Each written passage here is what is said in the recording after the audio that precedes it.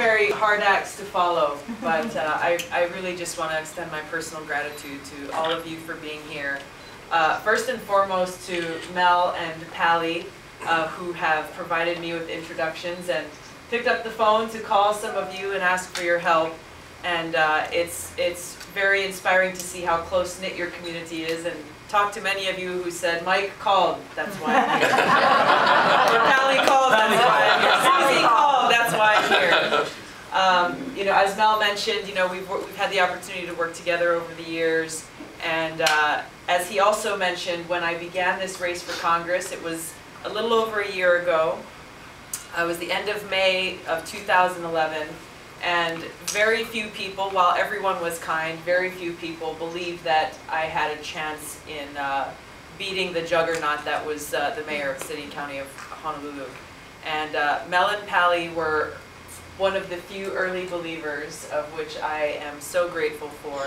And it's been an incredible journey making it here. But before I get started, I do want to mention a few other folks. Susie Wilson, who I spoke on the phone to before coming. Thank you so much.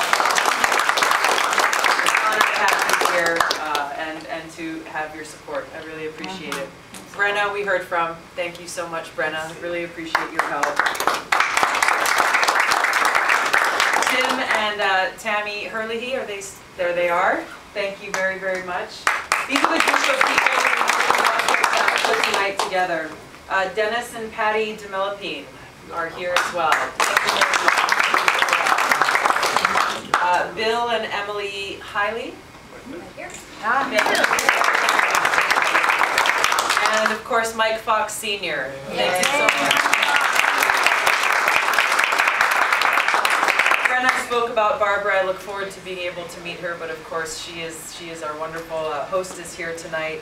I also want to mention Gilbert Wong, who was also helpful in making this happen.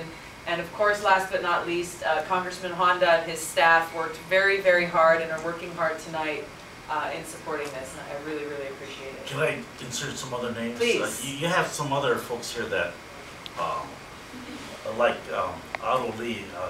Yes, I was getting to. So Otto Lee is a candidate for Congress. Yes. He and I shared a stage at the Democratic National Convention in Charlotte a few weeks ago, and both fellow veterans, and we shared a stage together along with Tammy Duckworth in the AAPI caucus, and have become quick friends, and I've been so honored by his support in being here tonight. But he also helped put an event together tomorrow night in San Francisco for me as well. So not only is he running his own race, he's being incredibly helpful to me. So thank you. I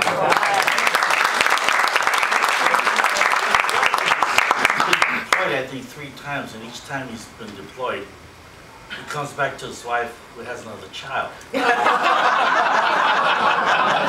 not sure. We have a Vietnam vet here, Carl Hirano over there, 3 Purple Hearts. He used to be 63. And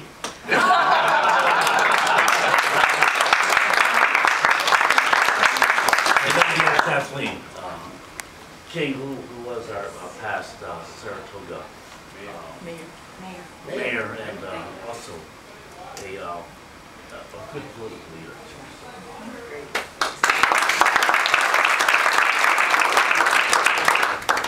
Thank you very much. For those of you who I haven't had a chance to talk to, I hope to be able to talk story with you a little bit later tonight. But I just want to share a little bit about what's been happening in Hawaii and why I'm so excited and privileged to be in this position where going forward I look forward to being able to serve not only Hawaii but our country and our community in Washington. A lot of people ask me all the time, you know, especially in Hawaii, they're scratching their heads still wondering how in the world did we execute this huge turnaround? And it's something that I think is relevant for communities across the country, and families in Hawaii are no different in that they're looking for servant leaders, people who are remembering the reason why they first entered elected office and remembering who they work for. And that was a common theme on every island, in every community, every generation, ethnicity, it didn't matter. People are looking for those servant leaders who can go to Washington and be their voice and come back and talk to them, listen to their concerns, and actually execute on the ideas that we can collectively come together with. And that's really what the campaign trail was. We worked very hard. We campaigned for over a year and went grassroots, relating with people, listening to their concerns on every single island.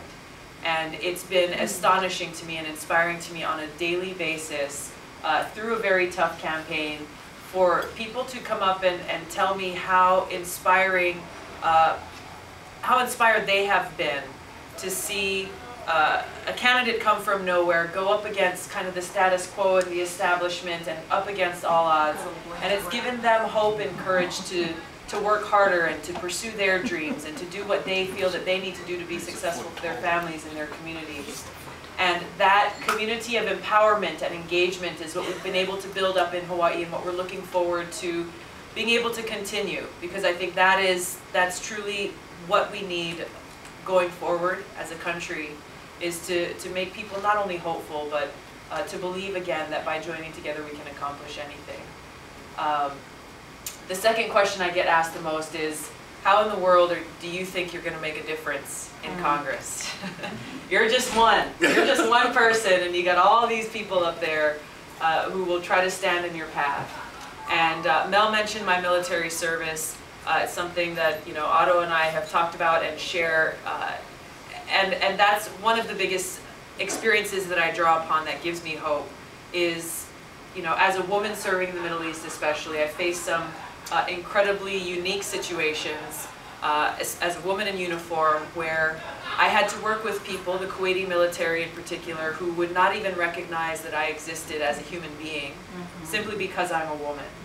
And over time, by coming from a place of, okay, you don't recognize that I'm a human being, but where's the common ground? And we had a job to do. We had to train together, we had to work together.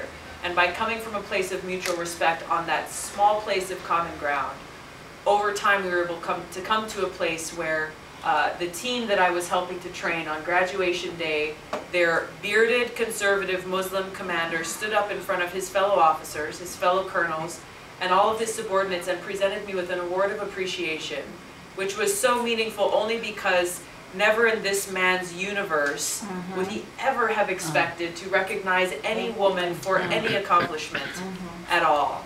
And so it's those experiences of really turning the impossible situations into not only something possible, but something successful and something very real that gives me hope and gives me motivation about what we can and what we need to do facing the odds that we're facing in Congress today. So I thank you all so much for your support, for welcoming me into your family here, and look forward to continuing to be able to get to know each other and to work together going forward. Thank you so much.